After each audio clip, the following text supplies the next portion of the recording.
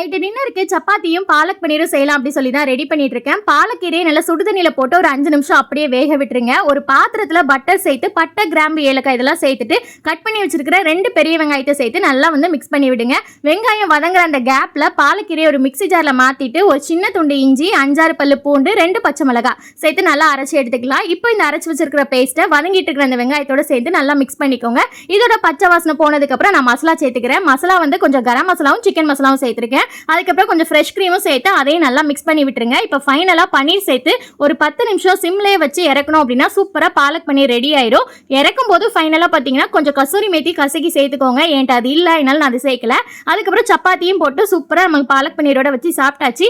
இப்போ கொஞ்சம் நல்லாவே கிருஷ்ணனுக்கு நல்ல டிராயிங்கு பெயிண்டிங்கு கலரிங் இதெல்லாம் நல்ல இன்ட்ரெஸ்ட் இருக்கு. எனக்கு டிராயிங் சுட்டு போட்டாலும் வராது. ஆனால் ட்ரிஷான் அப்பா பார்த்தீங்கன்னா நல்லாவே டிராயிங் பண்ணுவாங்க. அதனால தான் இவரும் நல்லா பண்ணுறாருன்னு நினைக்கிறேன். வீடியோ பிடிச்சிருந்துச்சுன்னா லைக் பண்ணுங்க. பாய், டேக் கேர்.